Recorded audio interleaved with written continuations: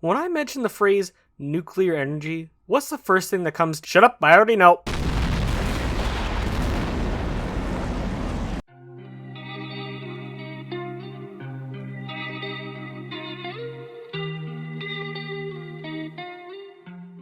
Nuclear energy is about as hot a topic as it gets. About as hot as the 7,700 degrees Celsius explosion that we dropped on Hiroshima. But I'm here to give a different point of view. Let's face it, we are absolutely terrified of nuclear anything. Anything we enjoy can be ruined the second nuclear or radioactive are adjectives placed next to them. Except puppies. How about I do anyway? And it's understandable as to why. From Hiroshima, Nagasaki, Elephant's Foot, and Tsar-Bomba, nuclear has always been synonymous with gigantic ball of hell. And, of course, popular franchises such as Aftermath, On the Beach, Stalker, and Fallout. Why in the world did you attack President Kimball? Understandable. Certainly don't help my case. But nuclear power is much more than that. Are bombs a very big part of them?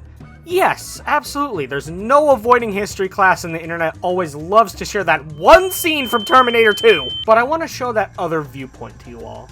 I want to show you the much more happy side of nuclear power. The part that saves us from speeding up the inevitable heat death of the universe. I'm here to show you why you should give nuclear power another chance. Again.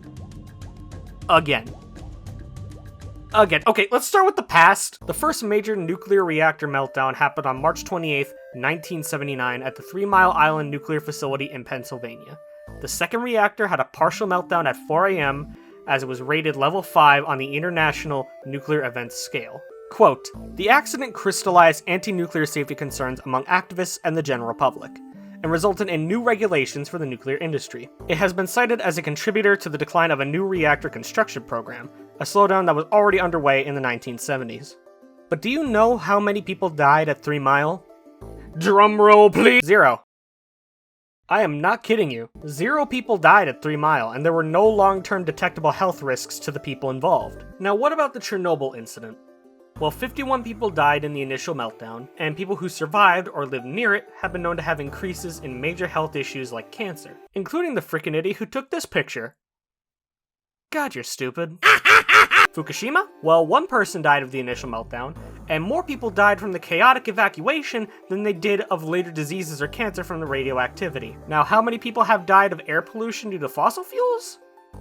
Over 100,000. Now, that doesn't mean this is perfect. After the meltdown of Chernobyl, there were 3,940 deaths from radiation-induced cancer and leukemia over time. Now, that's all after a major catastrophic event. And the 100,000 people who died from the fossil fuel air pollution all died over time from people doing their freaking jobs. Things are a lot different now when it comes to nuclear power plants, but to discuss that, we need to talk about how a nuclear reactor works. Here is a nuclear reactor. Here we have the reactor, which holds the enriched uranium. Now, the core of the reactor has these control rods, which are containing a material such as hafnium, boron, etc., used to control the power of the nuclear reactor by absorbing neutrons, which in turn prevents neutrons from doing too much fission. This fission will heat up a load of water, which when water heats up, creates steam. God, you're all doomed. That steam is then pumped into a turbine, which spins a generator, which gives us our power. That steam is then condensed back into water by using a second water source like a reservoir or in other cases a nearby ocean. And though they aren't always needed, in most plants you'll see these large cooling towers that dispense any excess steam that can't be condensed back into water. Which means no, this isn't smoke, this is water vapor. A lot better to go in the air than pitch black smoke, don't you agree? Now let's talk about this new kind of reactor, the pebble bed reactor. Quote, "The basic design of a pebble bed reactor features spherical fuel elements called pebbles. These tennis ball-sized pebbles, approximately 6.7 centimeters or 2.6 in diameter, are made of pyrolytic graphite, which acts as a moderator, and they contain thousands of microfuel particles called triso particles?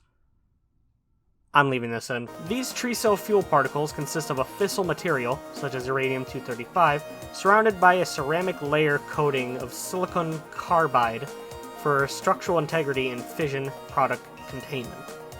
Other than the new, safer way of fueling and disposing of the fuel, the reactor is really similar, with the cooling fluid, heated fluid, turbine. The other major difference is that the reactor is cooled more using gases like helium, nitrogen, or carbon dioxide. But what about the workers who maintain these plants? Well, they're pretty okay. Again, because of media stigma, a lot of people think nuclear power plants are all maintained by a bunch of idiots, as seen in The Simpsons. But the people who work in plants are perfectly fine when they don't act dumb. Don't act dumb. Don't act dumb. Don't act. But what about the rads? Well, a person who goes in for a CT scan of their abdomen actually gets far more rads in their body than a nuclear plant worker gets in an entire year. Think about that for a second. Doing this?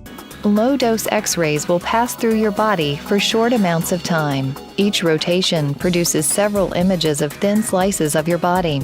Is worse for your body than doing this.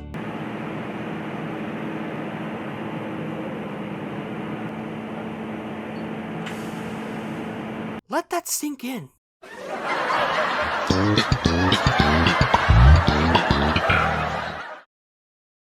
But what about nuclear waste? Well, there's a plan for that too! Firstly, 96% of nuclear waste can actually be recycled and reused a lot. But when the reusing is done, they are stored in highly secured barrels and buried really tightly, deep down in the ground. And I'm talking really tight. So tight that I can't make a joke about it because this video doubles as a college project. This type of storage is called deep borehole disposal. The waste containers can be buried up to 5,000 meters deep under the ground, put as compact as possible so that even earthquakes can't break them open. And a certain amount of waste gets separated by clay separators for an added layer of protection. Then there's some hard layers of substrate, cement, gravel, and clay, all placed above it super high between 3,000 meters so that if something did happen, there's little chance of the waste building up back to the surface. Is it perfect? No! As with everything in the world, this stuff may... But by the time it will be an issue, we will probably have recycled most of this waste and found another more secure way to store the waste again later on. Look, I'm going to take a moment here to just dim the music and talk to you directly. Cartoon to person. I know nuclear is scary to you. I understand that completely. Years upon years of the same media narrative and movies and shows and books, all showing end-of-the-world scenarios and large catastrophic events. I bet for most of you, just talking about this makes you uncomfortable. But France uses nuclear power for 70% of its power creation, and they're perfectly fine.